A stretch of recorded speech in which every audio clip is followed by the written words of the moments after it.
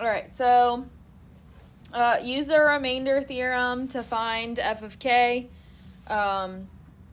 So basically, the remainder theorem is we just plug in whatever number they give us to the equation and we solve, and that'll tell us what our remainder is. So 34 f of x equals x squared minus 4x minus 5, and they tell us that k equals 5. So I plug in 5, so f of 5 equals 5 squared minus 4 times 5 minus 5. So I've got 25 minus 20 minus 5, which is 0. So this one has a remainder of 0.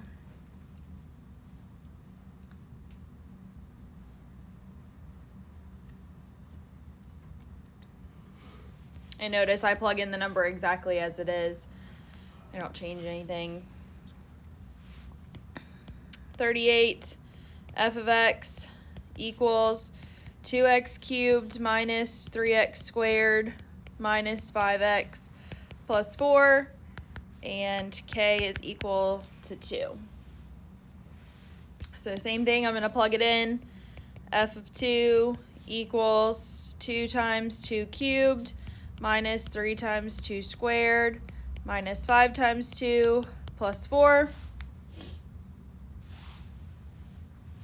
So I get 16 minus 12 minus 10 plus 4.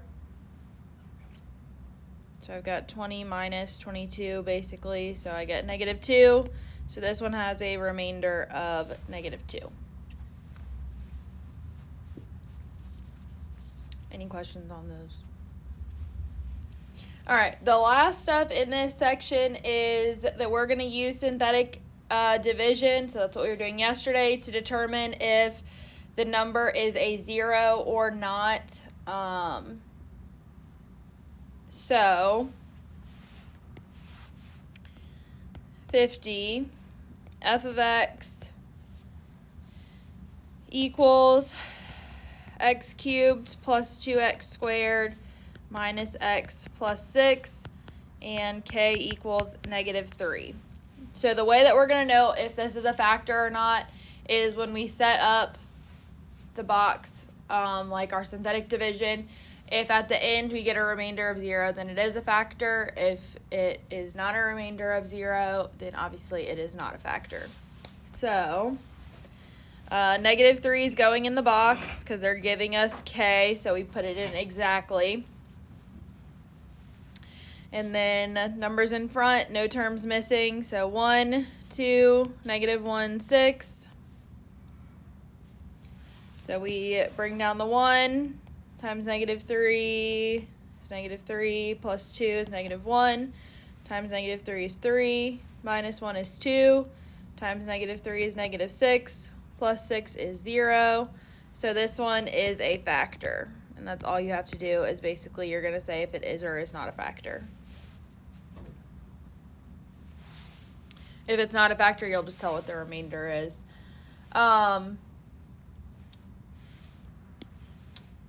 see, 52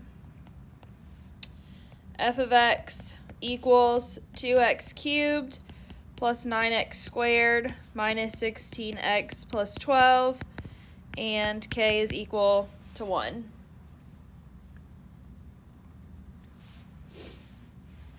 So 1 is in the box. I don't see any missing terms, so I just copy down exactly. So 2, 9, negative 16, and 12. Bring down the 2. Times 1 is 2. Plus 9 is 11. Times 1, 11. Minus 16 is negative 5. Times 1 is negative 5. 12 minus 5 is 7. So this is not a factor, and r is equal to 7. So that's basically all you need to do on those ones. Okay, so what determines if it's a factor or not? Is it the last number? If it is equal to 0 or not. Okay. it's equal to 0, it is a factor. Otherwise, it has a remainder. So a factor has to come out evenly, which is why the remainder is 0. Let's see, one more. 54.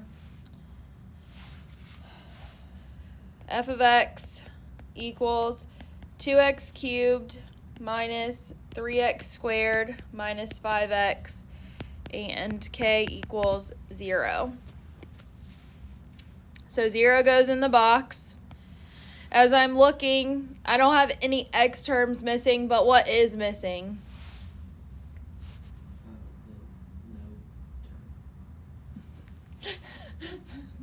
I like that.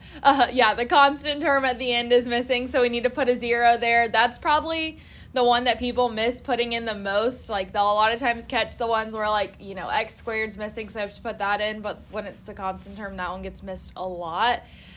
So make sure that you pay attention to that as well.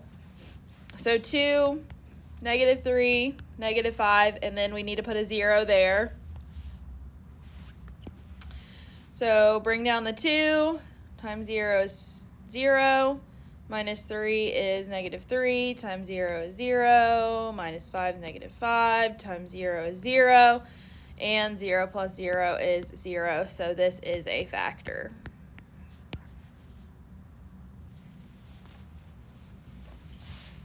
So that one works out nicely.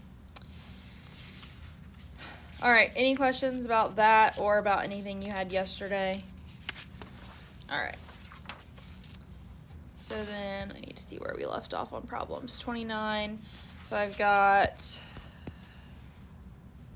let's see, I'm just going to go add it up here actually. 35, 43, 49, and 51.